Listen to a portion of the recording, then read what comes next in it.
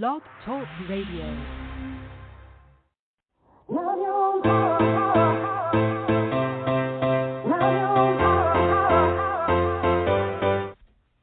Chatting with Nat is a podcast for independent women seeking to speak their truth and to break down barriers.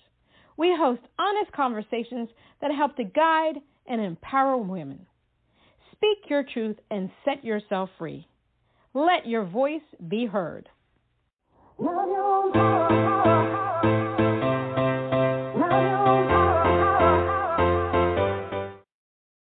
everyone, it's Chatting with Nat. Yes, it's Natalie. It's Natalie. And today we have the honor of having singer-songwriter Graney.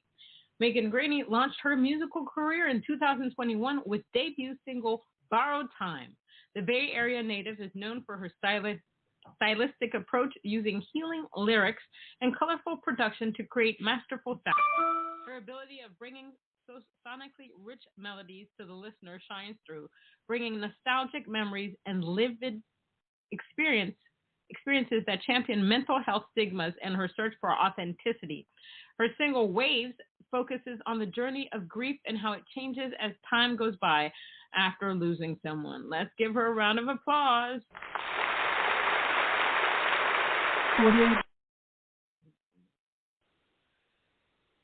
Hi, Natalie. Hi, Megan. How are you?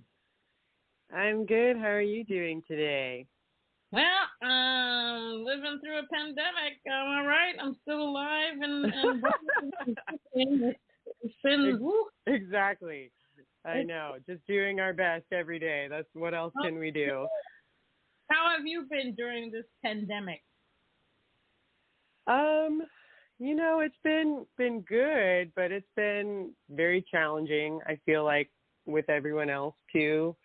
I think the biggest thing for me during this whole time period since the shift happened was just trying to find balance and maintain, I think, healthy habits that are in my control and really, really focusing on myself. I think being able to have this time and not feeling so pressured to be working as like a creative and a contractor as a singer, I was kind of able to have way more time to myself and really reflect on, okay, what do I want to do with my craft, and like really prioritizing resting and self-care and nurturing myself. I think I'm naturally just a big giver to my friends and other people and relationships that I didn't, you don't really realize how drained you are until you stop moving. And then so I was like, okay, this is a good reset and a really good opportunity. I was looking at it like an opportunity instead of something negative, and what's within my control, mentally, physically, emotionally, spiritually, to do the best things within my power and to use the gifts that I have to really express myself and feel joy and really prioritize joy and feel good and just kind of maintain that frequency, even though that's not to discredit and say there weren't very, very difficult days. I actually lost a parent during this pandemic. So that's even more of a reason why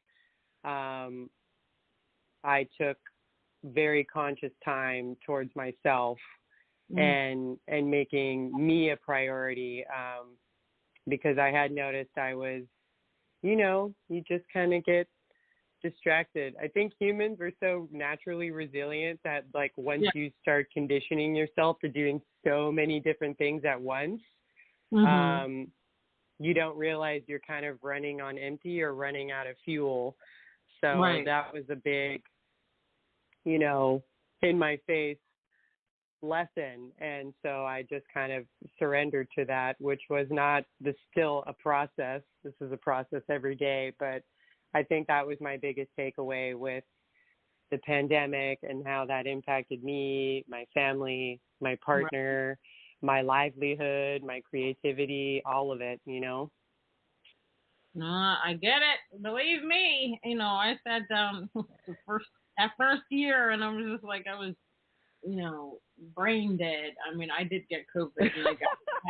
You just brain dead. You're just like, okay, what is going on here? I actually went down and was just like, is this real? Because this is something that you hear that can only happen in the 1920s, 30s, before Christ, after Christ, and all that stuff. And you're just like, are we really wearing masks? Is this where we are now with everybody walking around with masks or staying indoor for about a year and not even being able to see or touch loved ones? It was very surreal.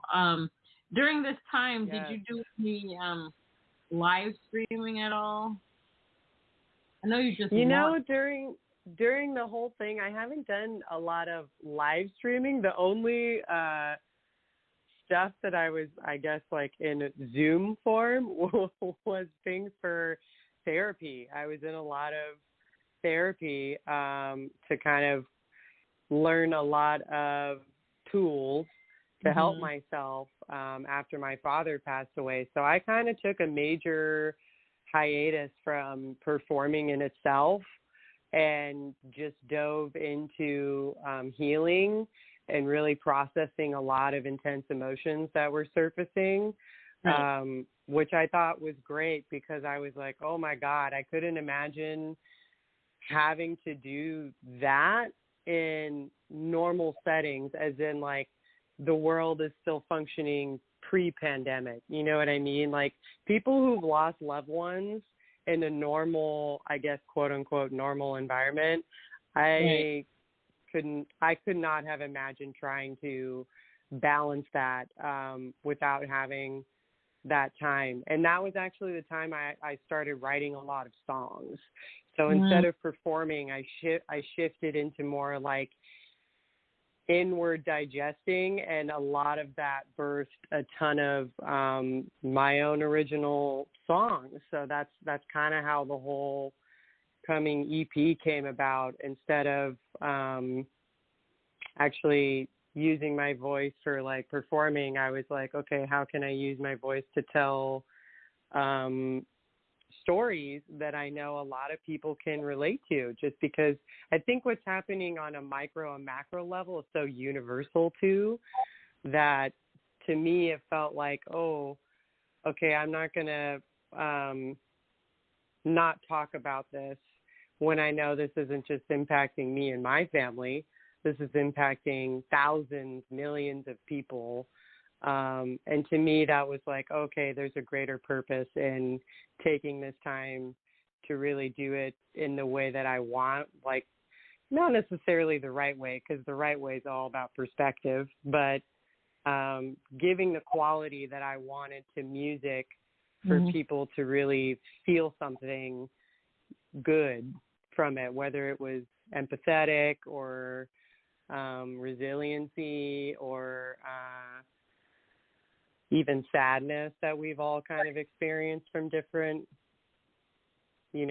journeys that we're all on. So I thought like that was a really good choice to kind of take a step back and reevaluate what I needed to do, because before I was performing all the time.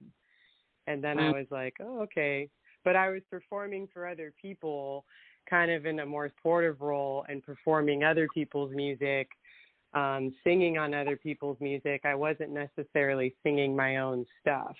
It wasn't until like the last really 2 years I started to take my own craft very seriously, and then shifted away and then dedicated more time to honoring that space as, no, this is actually what you need to be doing. And prioritizing that. I get that. You just answered my next question, basically. Ooh, 2 for 1. Because one of the things that I always ask everybody, because we have a year and a half or 2 years going on 2 years of pandemic, this was a time of a lot of self-reflection about who and what we want to be. And a lot of my friends decided they were going to cut back on work because they realized they weren't spending enough time with their families. Right. Some people, decided to rebrand their whole music, took all their music down, and decided no, they want to do something else with their music. They want to do another genre or several genres. Some people quit their jobs and just said, screw this, I want to do something that's going to make me happy. Right. The world, climate change, my God, the animals and the Mother Nature were like, oh, these people are out of this world. I can breathe for at least a year. I don't have to deal with these people anymore. It's fantastic. Right. And I know a lot of artists decided that, they want to be a more effective player with their music. They want their music to make a difference. Did you think about that as well, that you want to make music that really makes a difference, where a person gets says, oh my God, this artist really gets me? Yeah, I did. Actually, that was really the only reason why I wanted to make my own music. Before, I had such I guess it's called imposter syndrome, where you don't necessarily want to be the focus of the attention. I've always been a person that has been wanting to uplift other people. And to me, I was like, okay, I can do that in my craft. And the only way I could even really accept any kind of attention on me as an artist was if I knew that what I was writing was almost an act of service for people. Otherwise, I was like, this feels very not aligned for me if I wasn't making music like that. Not to say there's anything wrong with other people who, are doing it for other reasons. I think just for my personality type, I didn't feel, I would have felt more guilty, or I guess felt it was more ego-based if I was just like, hello world, look at me, here's my stuff, as opposed to I'm like 31, so I'm not super young, but I'm still like a young adult, where I have experienced some very permanent, life-changing shifts through my life, and that's not glamorizing it in any way.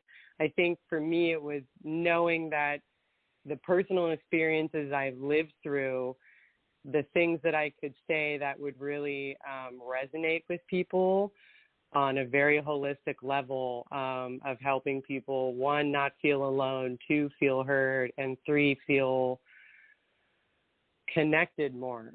I think the biggest thing for me, I was realizing, even with my own friends and myself included, was that this time has been extremely divisive, and within that, an easy opportunity for people to feel so disconnected. So for me, it was like, can I actually do that within my own voice, and that feels, authentically me, just like you said, just, we're being ourselves here, and have that make other people feel good, even if it's through a sad song, or even if it's through, not all my songs are sad, but even if it's through the whole array of music that I do write, there is a lot of conscious intention for the frequencies in music, just because I know how powerful music is on a healing level. And I think what we're going through as a collective is a major catharsis, a major healing, a major shift, a major awakening to who we really are, what we're really meant to do here, each soul's purpose, your path. And for me, I was like, well, I can provide this as kind of like a music healing service. I don't really look at it as like, yes, I'm an artist and a songwriter. I really do view it as a form of healing that people can experience, whether they're in their car or cooking in the kitchen or laughing with friends. Like, I do visualize all those scenarios when I'm writing stuff to, I guess, kind of manifest in a way how this is going to get received by many different people. So you're spot on. I am writing it for people. This is a purpose greater outside myself. I wouldn't be doing it if it wasn't for that. To all of that, yes. I agree with you. I sat down. I think it was the year before the pandemic, and was just like, oh yeah, I definitely want to be an effective player. I love mainstream music. Don't get me wrong, but sometimes it all sounds the same. I actually listen to for more. Sure. Yeah, I listen to the lyrics more than I listen to the melodies now. I really like to see what the people are saying, how they're saying it, how they're emoting. Are they really just singing the song just to become popular, or they're really invested in what they're doing? That's what's really important to me. I'm a voting member with the Recording Academy now. It's like voting season and all that stuff, and we're getting the ballots out. And oh, awesome! Yeah, right. When I listen to music, I have to see the artist in that particular song. I have to see it. If I don't see it, if I can't see it, it's hard for me to connect. I like to be able to know that the artist was very vested in what they were doing. And there's no shame in people wanting to create music because they want to be famous and stuff like that. That's somebody else's agenda. We all have our different agendas of what we want to do with our music. But I want to be able to say, oh, Natalie did this, or at least she tried to do this. And, oh, my gosh, she didn't care. She spoke her truth, and it allowed me to speak my truth. I want my music to make a difference. So I understand where you are coming from as well. What was it about the music industry that made you go, whoa, this is me. I have to do this? Was it something that you saw, you heard? Yeah, it was several things. I've been, I guess, gravitating towards it since I was like little tiny me. Like inner child Megan would be thrilled with me actually finally being brave to do this. Right. And before it started out with group work, I was like always singing in choirs.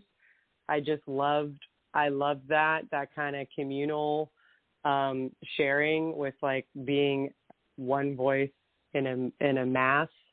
Right. And that's kind of how I started. And then I like accidentally fell into the film scoring world when I moved to Los Angeles. That wasn't my intention at all. I had a music business background from Berklee College of Music over in Boston. And I started to do more management work for studios here for film composers. And I think it was kind of the moment when I also saw choirs, getting professionally recorded for major films. Like I had worked on Despicable Me 3 and some other big animations. And I was like, oh, this is actually, I think my brain finally connected. Like you can do multiple layers of messaging within music. Because what I started to notice in the film world was really good screenwriters and directors, the brilliant ones, are saying so many things at once in one frame if you're really paying attention. And that can be through dialogue or what's there visually or all of these kind of symbolism.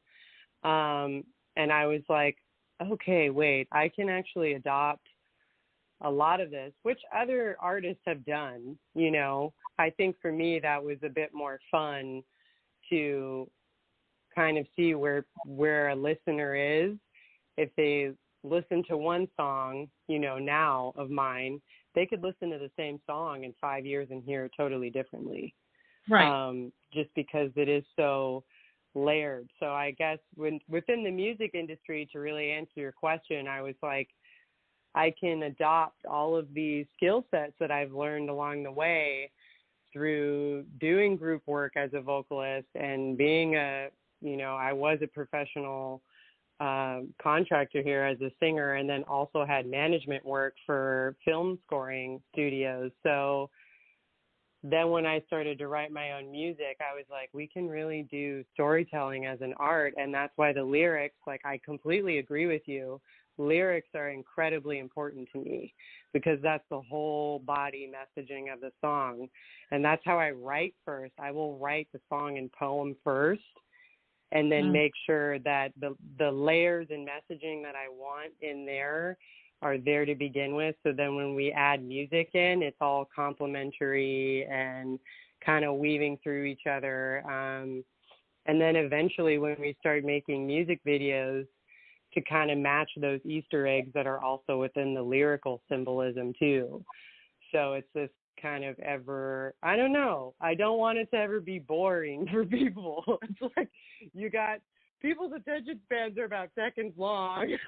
Right. So I wanted to at least make music in a form where you could digest many things from each song of mine, knowing that there's clear intention of multiple layers in there, and have like a captivating experience because, you know, it's 2.5 or 3 minutes of someone else's time that's going to get absorbed into it. I want it to be a very like well-rounded vision, not just like wrote a song. I don't know. I guess I'm very analytical about it. I'm not as casual about songwriting because I think it has a major impact on people's psyches.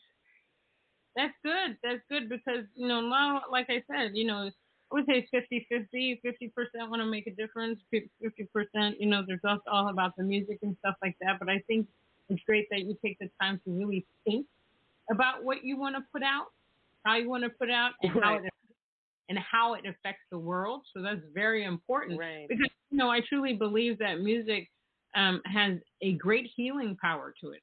It's a tremendous. It does. I mean, it's one place where we all can get along. You know, everybody, doesn't matter who you are. You're listening to the same type of music. You're just, you're enjoying that moment. There's no hatred. There's no racism. Nothing. There's just you and the people around you enjoying the music. And I think if we have the gift to be able to bring about, you know, a change through music, I say go for it. And it's okay to be analytical. Why not? If you're producing the best of who you are, through your analysis of everything, go for it. Who cares? Mm-hmm. That's, you have to do your thing. Yeah. You know? I love that.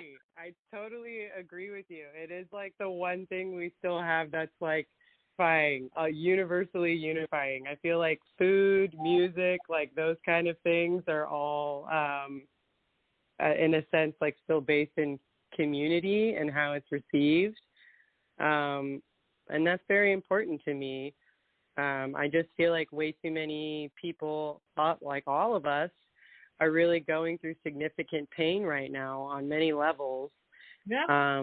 So for me, it was like, well, we can make musical art that's going to help alleviate that. But I've had like breakthroughs with certain songs where it was like, and not even from my own, I mean, yes, through my own songwriting process, but other artists that I kind of would have major moments where I was like, whoa.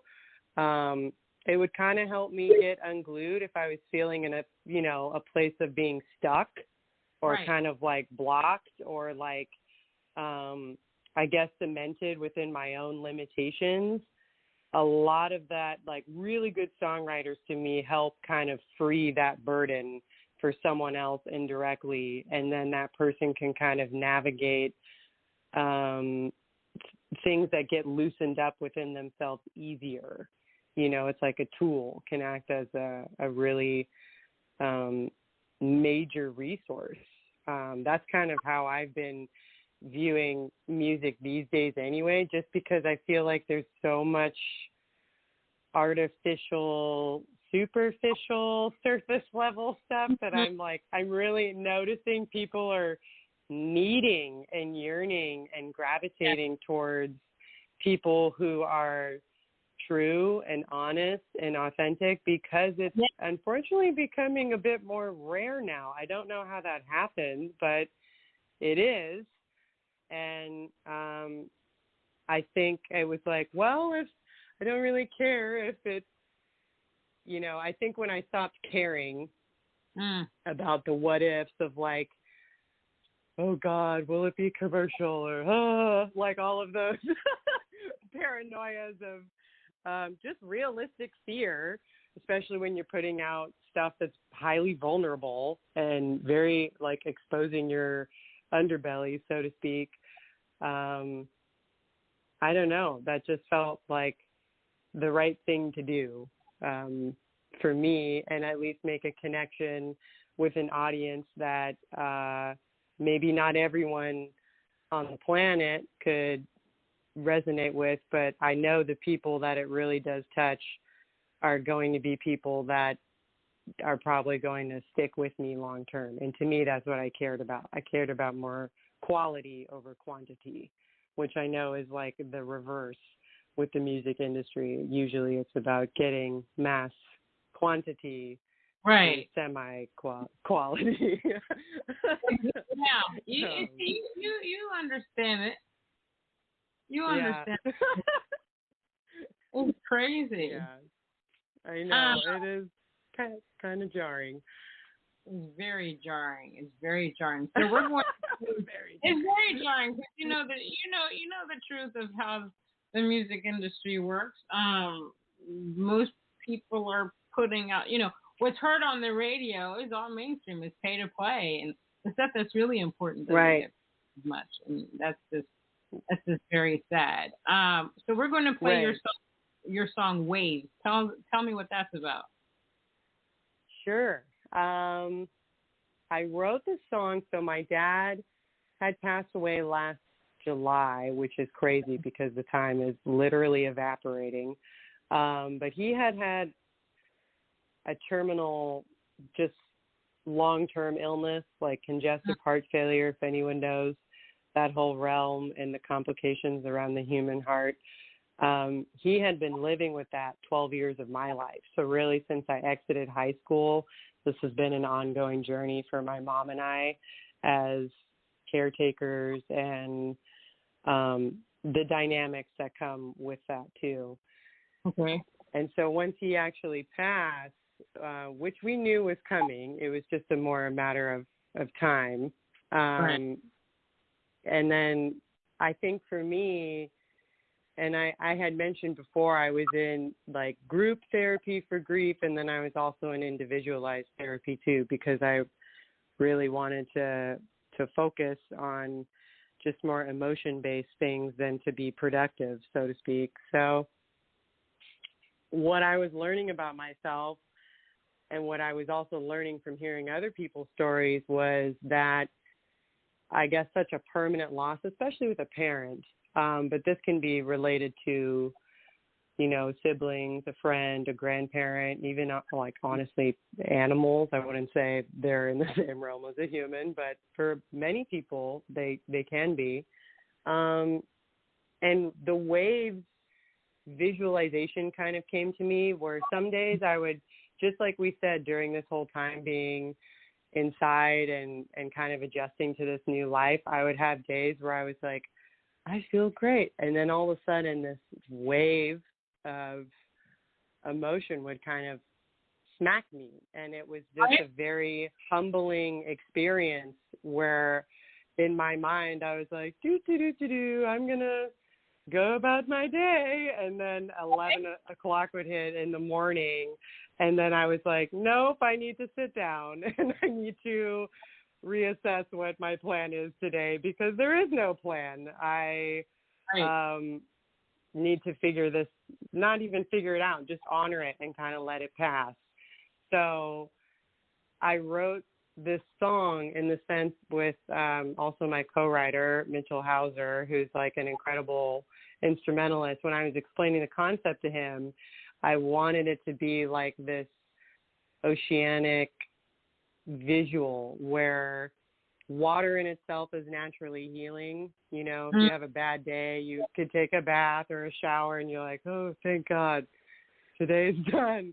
And waves felt like, the symbolism within emotional waves that we're experiencing throughout the day. And then also the healing and the catharsis that comes from when you really do honor those emotions. And then we kind of he wrote the piano in such a way where it's a rolling form. You'll hear it, but it gives you that kind of like buoying sense when there were times or on days where I felt so overwhelmed and just like my head was barely in the surface that I kept, again, getting that visual of people like, I guess, bobbing in water and like just trying their best to like stay afloat and just ride out this kind of storm that we're all experiencing on so many different levels. So even incorporating background vocals that I sang, where it kind of gives you that sense of the tide coming in and the tide coming out, this like kind of pull and tug, just this natural analogy of life where it's just you're just riding the wave, and what that could mean on a day-to-day basis or your journey throughout life as a whole. So I really wrote it with the intention that someone could hear it now and experience it totally differently than when 5 or 10 years from now they could hear the song, and it can kind of have this timeless effect to you as the listener based off of what you're going through and your journey and how life has been, been your experience, been your own experience. So I wrote it as an homage to grief, but it could be grief on any level. It doesn't have to necessarily be from losing somebody. It can be, people are grieving, letting go of a lot of relationships that don't serve them anymore, friendships that don't serve them anymore. It's grief on every level. It could be grief of what you thought of, the larger picture at hand, where we're kind of seeing a lot of things that we thought were serving us maybe aren't serving us so well as a collective for the greater good. And I wanted to keep it broad enough so people could feel that emotion however they wanted to, but also the intention was very specific. So if people did lose somebody within the last year or two, there is a safe space for people to be heard and really feel honored with how we're processing a loved one gone. That's a permanent journey. So I felt like that was a big offering that I could give after I wrote Waves, but I could gab on for this for hours. I'll let you play the song. Sorry, Natalie. Oh, that's okay. I got the full expression. Let's play the song. Yeah.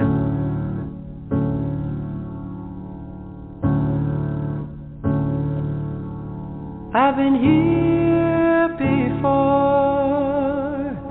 Looks like a troubled time to be so far from shore. Starry skies will guide us home,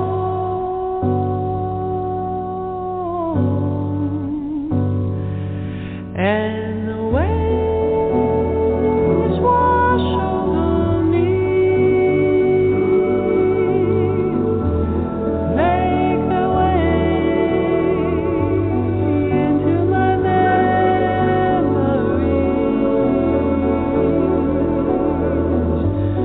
We can ride out uncertainty.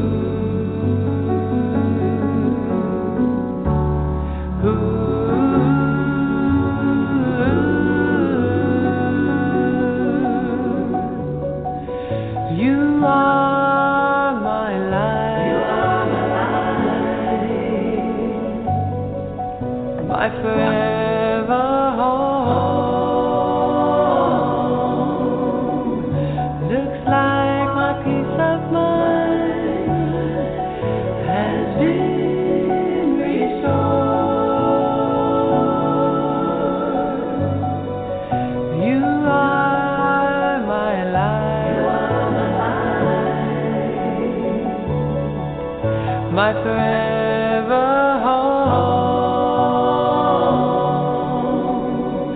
Looks like my peace of mind has been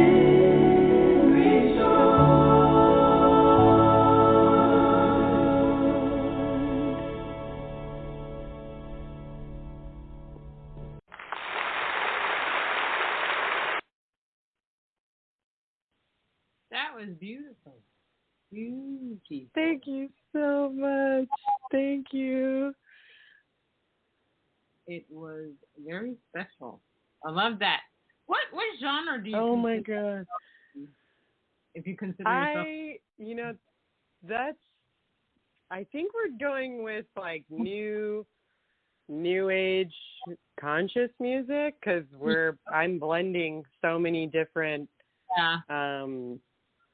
things that it's kind of hard to like put it in a pocket, but that seems to feel right. Where when I was looking up what new age was, where it's that kind of like cathartic, experiential impact you get from music, because we're doing stuff with jazz and soul and also like classical elements, so it's kind of a whole fusion of, really it was like, what would I like to listen to and what sounds pretty to me and what makes me feel good, and that's just kind of how I write music, whereas I like to hear the sounds that I've loved to hear since I was tiny, and those influences come out all over in different songs that I write. Borrowed Time is way more like upbeat and soulful and has horns and like old school soul, and this one is a very more like ethereal, I don't know, like classical and jazz combined. So that's my long-winded answer. I love it. So we're going to play Borrowed Time. Tell me what that's about. Borrowed Time also stems from more of a place of gratitude.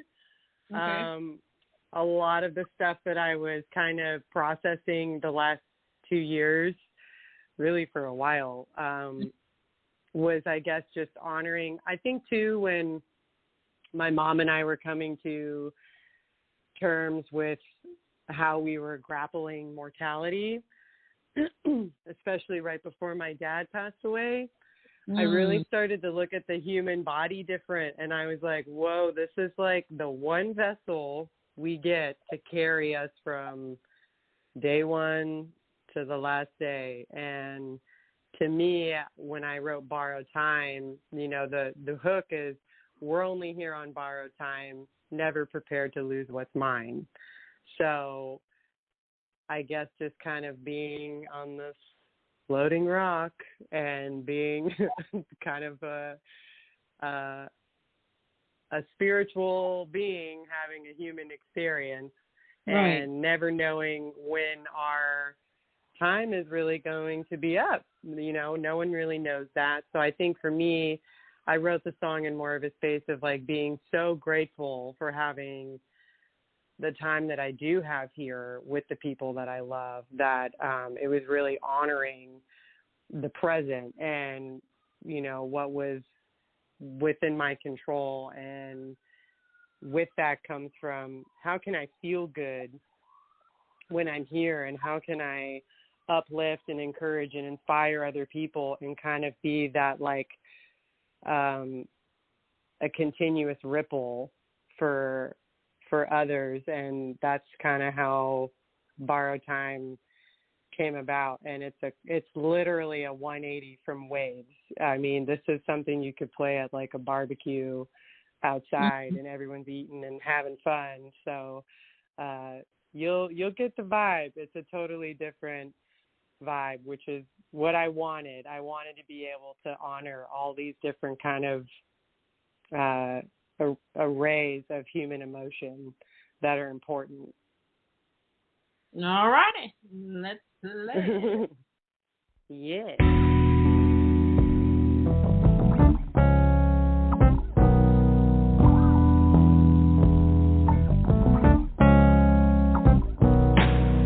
You wake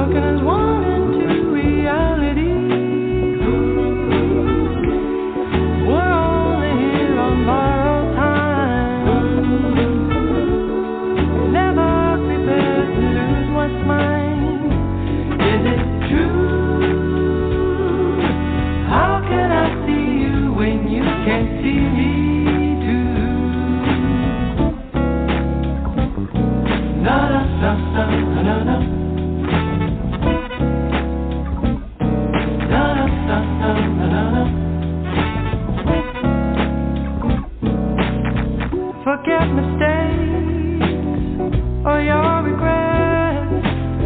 No, it's not the time. Oh, no, not yet. What can come between me and you? Venom versions of the truth. We're only here on borrowed time. Never prepared to lose what's mine. Is it true? How can I see you when you can't see me too? La la la la la la. La la la la la la. Come play outside, relax your mind, beyond the limit of your belief.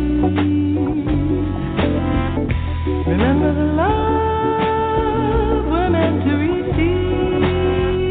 Meant to receive.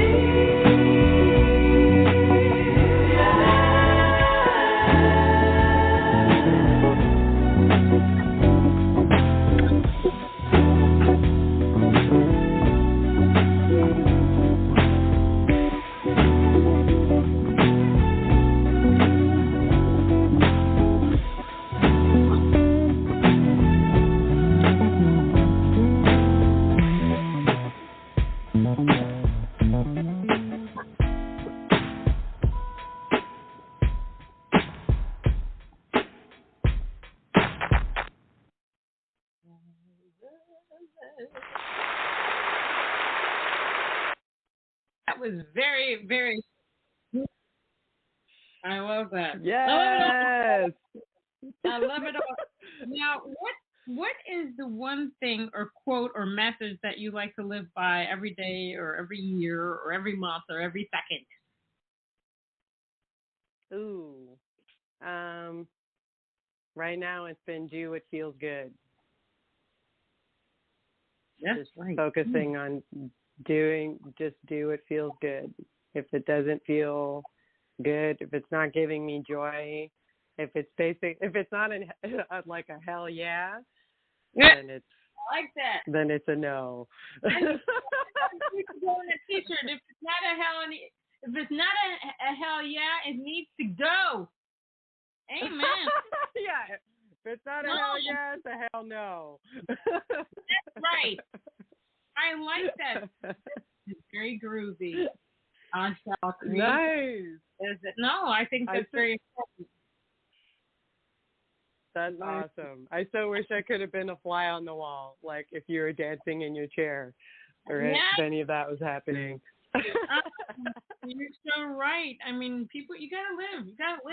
You gotta live. That's all. Yeah. That's all. Just gotta live and try to be as happy as you can. And if you can work doing the thing that you love, do it. I mean, there's only possibilities out there. And I think, like you said, the pandemic has taught us to do the yay moments instead of the no moments, because what we've learned here is that life is short, and we already knew that, but my God, it's even shorter than we even knew.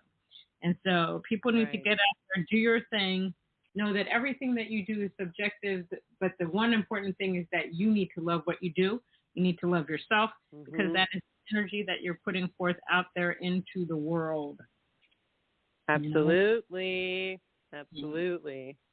And that's what you'll get. I couldn't agree with that more. Amen. Well, Megan, I can't believe 45 minutes has gone by so fast. Thank you so much for being chatting with Nat. It was truly an honor. I'm going to follow you. I'm not going to stalk you. I will follow you. I'll follow your music. Yes. You are truly an authentic artist, and you really think about everything, and I love that about you. You really put your whole soul into everything that you're doing, and that's fantastic. And I think people will be inspired by you. Well, don't make me cry here. I'm like tearing up. Thank you so much. We need more artists like you, because a lot of people, they just man. Well, and a lot of people that I've spoken on my podcast, they're really serious about their craft. They really want to be effective. players, but there are a lot of people out there that just don't. They just care about the fame and all that stuff. They don't care about giving back and the power that we have as artists to the world. And I love the fact that you're thinking about the whole healing process and different ways and, just bringing life to people that, feel empty inside. So kudos to you. Thank you, Natalie. Oh my God. That's like the compliment of the century today. I'm like very honored. Yes. Well, I know. I feel it. Thank you so much. Everybody can find you. You have a Patreon account, Megan Graney Music. You have an Instagram, Megan Graney. You have YouTube. You have Soundcloud. You have it all. They should just Google you. If they can't find you, just Google her. She's awesome. You're the best, Natalie. Thank you so much. So everybody, that was singer-songwriter Megan Graney on Chatting with Nat. Like I said, you need to find her. You need to listen to her. You need to just be in awe of her talent. You'll get so much out of her music. Just do it. Find it. Until next time on Chatting with Nat.